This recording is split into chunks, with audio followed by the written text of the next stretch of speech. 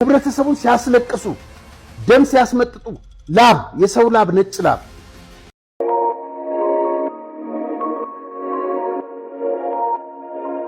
ከፊንቴክ ኢንቨስትመንት ግሩፕ ጋር በተገናኘ የዋስትና መብታቸው ተከብሮላቸው በውጭ ሆነው ጉዳያቸውን ሲከታተሉ የነበሩት ዝነኞቹ አርቲስቶች እነ ሰራዊት ፍቅሬ የሰጡት ቃለ መጠይቅ ሌላው ዝግብ አስነስቷል። ከቃለ መጠይቁ ጀርባ ያሉ ጉዳዮችና ይሰማልን ያሉት የኛ እውነት ምን ይሆን በመረጃ ሰዓታችን ይህን ጉዳይ ስንቃኝ፣ በሌላ በኩል ደግሞ ትልቅ የተባለ ታሪካዊ ስህተት ፈጽሟል ያስባሉ የህግ ባለሙያዎችም ጉዳዩን ከህግ አንጻር ተመልክተውታል። ይህም ሌላ ተጠያቂነትን ሊያስከትል እነሱንም ዳግም ወደ ማረሚያ ቤት ሊወስዳቸው ይችላል ተብሏል። ይህ ጉዳይ ምን ይሆን በዛሬ መረጃ ሰዓታችን በስፋትና በዝርዝር እንቃኘዋለን። ውድ ቤተሰቦቻችን ይህ ኢትዮ ግሎባል 360 ኒውስ ነው። ለቻናላችን አዲስ ከሆናችሁ ሰብስክራይብ፣ ቪዲዮን ከወደዳችሁ ደግሞ ላይክ፣ ሼር እንድታደርጉ የጋበዝን ወደ ዝርዝሩ ገባን።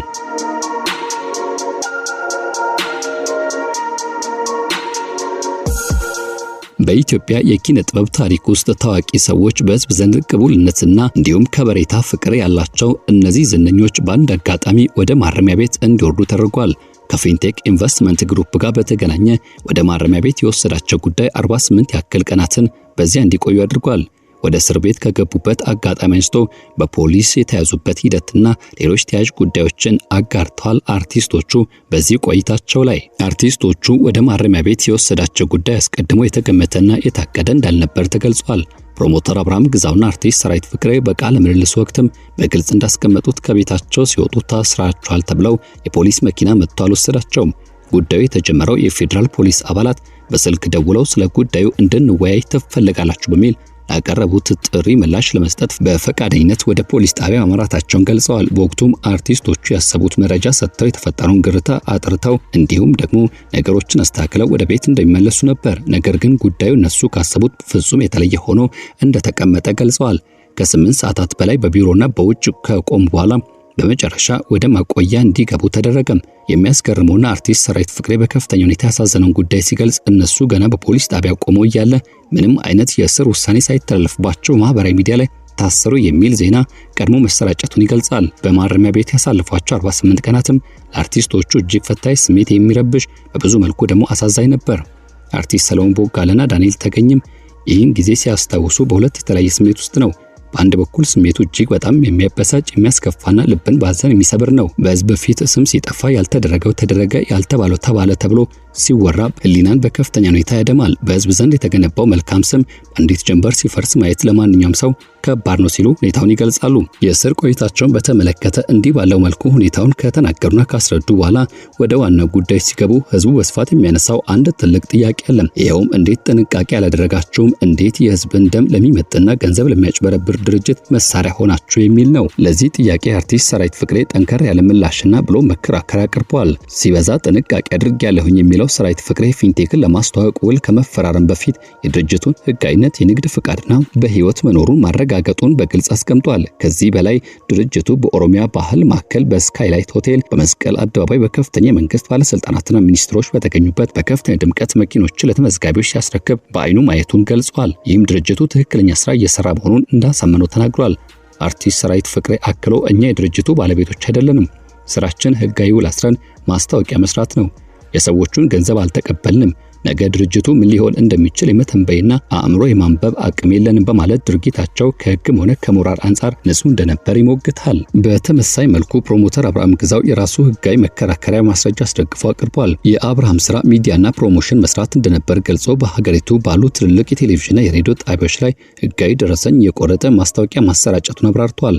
አብርሃም ይህን ሲያደርግ የድርጅቱ ፍቃድ፣ መኪና የማስመጣት ህጋዊ መብትና ሌሎችም መስፈርቶች እንደተመለከተ ተናግሯል። እኔ ኤጀንት ሆኜ ነው የሰራሁት እንጂ ሰዎችን በቀጥታ አላግባባሁም፣ ገንዘብ አልተቀበልኩም ብሏል። ይህ የህግ መከራከሪያ ብቻውን በቂ አይደለም። ምክንያቱም ተመዝጋቢዎቹ ገንዘባቸውን ያፈሰሱት የፊንቴክን ባለቤቶች አውቀው ወረቀታቸውን መርምረው ወይም ደግሞ የንግድ ታሪካቸውን አጥንተው አይደለም። ዜጎች በሚሊዮን የሚቆጠር ገንዘባቸውን የከፈሉት አርቲስቶቹን አምነው የእነሱን ቃል ተማምነው ነው። እነዚህ ለሀገር የቆሙ የምንወዳቸው ሰዎች አይዋሹንም፣ ወደ ተሳሳተ መንገድ አይመሩ አይነግሩንም በሚል የጸና መተማመን እንደሆነ ይታወቃል። በእነሱ ማስታወቂያ ምክንያት ገንዘባቸውን ያጡ የተበደሉ ዜጎች እያሉ አርቲስቶቹ እኛም ተበዳዮች ነን ብለው መቅረባቸው ለብዙዎች እንቆቅልሽና ቁጣ ቀስቃሽ ሆኖ ዛሬ በማህበራዊ ሚዲያ በብዙዎች ዘንድ ሲሰራጭና እንዲሁም ደግሞ ሐሳብ ሲለዋወጡበት ነበር። አርቲስቶቹ ግን ተበዳይ ነን የሚሉት የራሳቸው የሆነ ጠንካራና ተጨባጭ ምክንያት አላቸው። ፕሮሞተር አብርሃም ግዛው በቃለ ምልልሱ ላይ በግልጽ እንዳረጋገጠው ማህበራዊ ሚዲያው እንደሚያወራው መኪና በነጻ አልተሰጠውም። 1.6 ሚሊዮን ብር ቅድመ ክፍያ በራሱ ገንዘብ ከፍሎ የሶንግ ፕላስ መኪና ለመግዛት ውል ገብቶ እንደነበር አስረድቷል። ይህን ክፍያ የፈጸመው ፊንቴክ የማስታወቂያ ክፍያ ከመክፈሉ በፊት እንደነበርና ለዚህም ህጋዊ ደረሰኝ እንዳለው አረጋግጧል።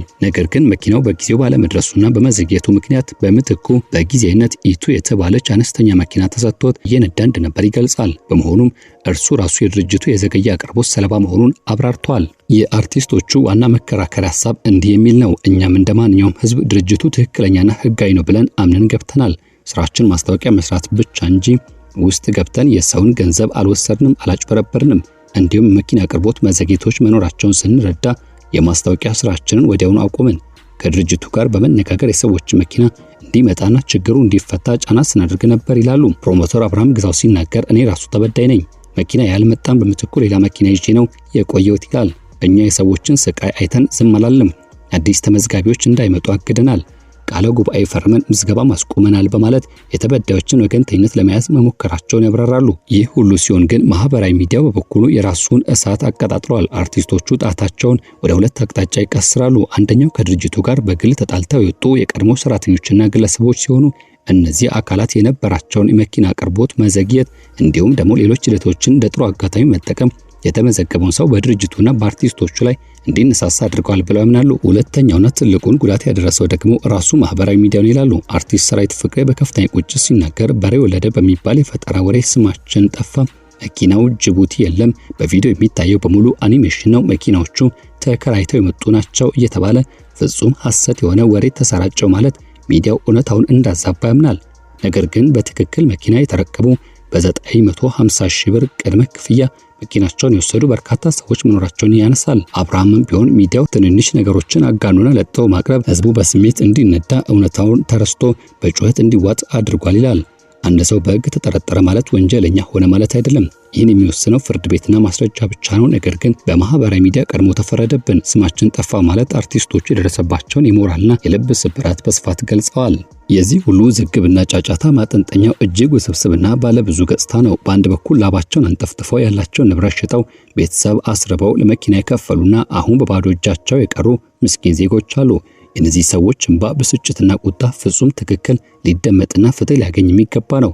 ህዝቡ ያመነው ታዋቂ ሰዎችን እንጂ የፊንቴክን ወረቀት አይደለም።